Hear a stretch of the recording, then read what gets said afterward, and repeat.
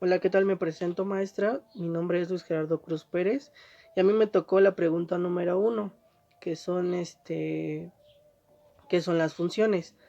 Yo me puse a investigar en los archivos que nos mandó y también me puse a indagar un poco en diferentes páginas de internet para que me quedara un poco más claro. Bueno, la función real en R o en R1 es una función que asocia a cada número real a otro número real. Y esta fórmula se expresa algebraicamente de esta manera, como está aquí, con una sola variable y como está expresado. Bueno, la siguiente función es una función w igual f de x en R2. Es una función real f de dos variables. Es una regla que asigna a cada uno por orden de un número real, xy, con un único número real, f de x, y se representa con una región en el plano, el cual es el conjunto de todos los puntos en el plano. El tercero es una función w f x y z en R3.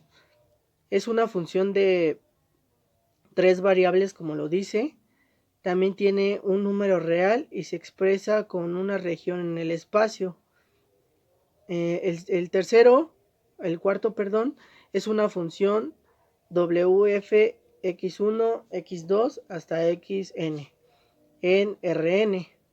Esta se denomina una función uniforme de n variables y las variables x1, x2 hasta xn se denominan variables independientes y w una variable dependiente. Eso es lo que yo pude investigar y a continuación les mostraré los ejemplos que yo pude ocupar y para que quede un poco más claro. Gracias. El primer ejemplo que yo tomé en R1 es la representación gráfica en un plano cartesiano, como lo podemos observar aquí. El segundo de R2 es una gráfica en el plano y estos trazos hacen una parábola. Este es el tercer ejemplo que yo tomé y es una representación en el espacio. Y como cuarto tomé este ejemplo, el cual es una función en Rn y tiene diferentes variables. Hola maestra, yo soy Armando Kerzaín Flores Canto del equipo de los de atrás. En esta ocasión a mí me toca hablarles sobre la definición de las funciones y el dominio de estas. Esta cajita va a ser una función. Esta función va a recibir un número, que en este caso la vamos a poner como x, y nos va a otorgar otro número, que la vamos a poner como y. Adentro de esta cajita nos viene una operación, todavía no sabemos cuál es. En este caso la vamos a poner sobre 1 sobre x. Al hablar de dominio nos dicen qué valores podría obtener x para satisfacer esta función. Sabemos que el 0 no es, ¿verdad?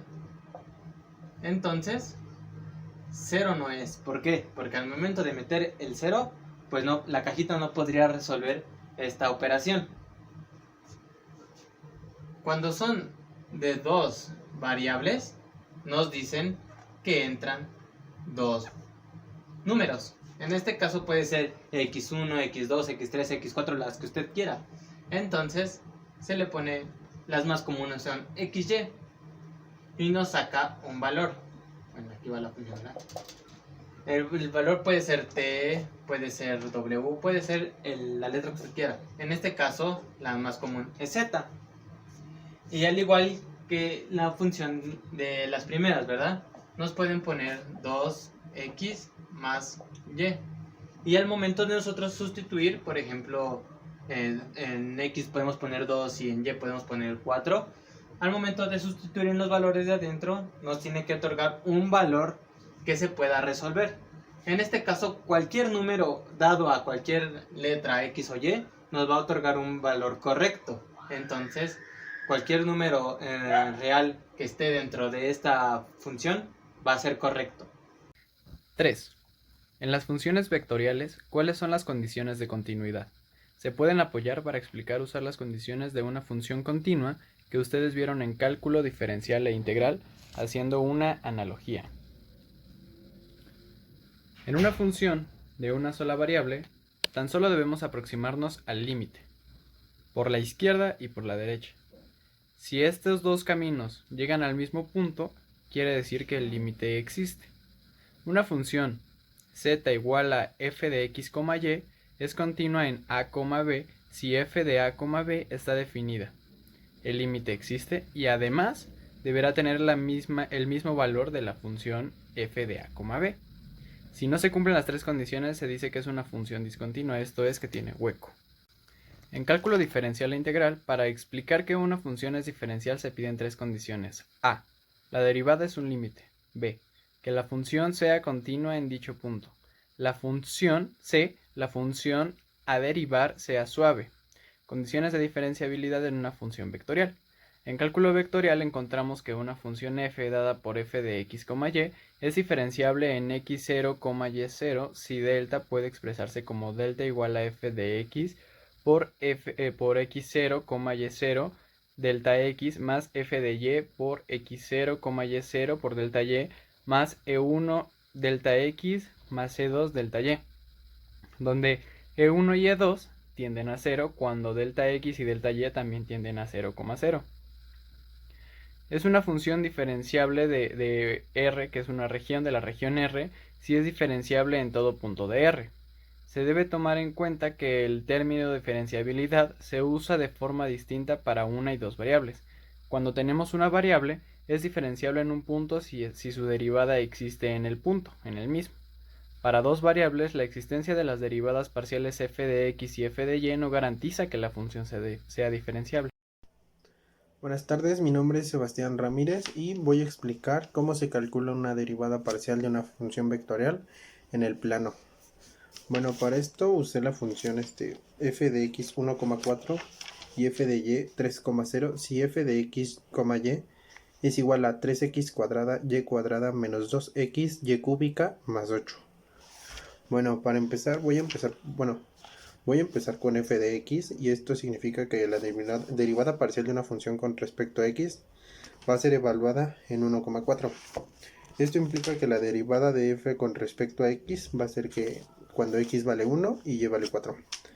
Entonces las variables para f de x, las variables son las x y lo constante es todo lo diferente a x, por ejemplo las y o los números. Haciendo esto, entonces nuestras constantes van a salir de la derivada de nuestra función y las variables son las que vamos a derivar. Bueno, permítame.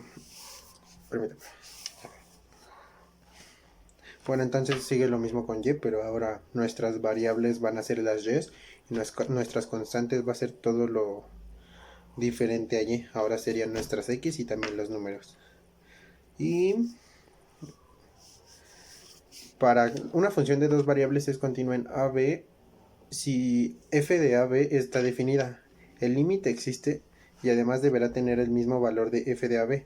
Si esto no cumple, la función es discontinua. Yo en el ejemplo que tomé me dieron dos valores diferentes, así que será discontinua nuestra función. Hola maestra, yo soy Dueñas García Eldrich Hassel y lo que a mí me tocó fue el punto 6, el cual es cómo hacer una derivada parcial con ciertas características, las cuales vienen en el punto 4 que ya se vio previamente. Vemos que en esta parte f de x y f de y es igual a xy menos 4, aquí ya tenemos las dos variables. Y pues bueno, cabe aclarar que f de x se evalúa cuando el límite teniendo h vale 0, bueno, h tiende a 0. Se tienen aquí las dos funciones, entonces lo único que se tiene que hacer es la sustitución. Sustituimos la función inicial en y y en x, pero bueno, primero lo vamos a hacer en y. Y al momento de hacer el procedimiento nos queda claro que al momento de resolver la operación, varios conjuntos se terminan eliminando. Al final nos queda h, y de h entre h, entonces se cancela, por lo tanto nos queda y. Entonces cuando f de x esté evaluado en el límite cuando h tiende a 0, nos queda que el valor es y. De tal forma, al momento de evaluar lo mismo, pero ahora en y, se hace el mismo procedimiento como en el ejemplo pasado, y aquí nos queda lo mismo, es exactamente el mismo procedimiento. Queda xh sobre h es igual a x. El límite, bueno, f de y es igual al límite cuando h tiende a 0. Esto es igual a x. Cumple los rubros del número 4, las funciones son continuas y se evalúan en límites.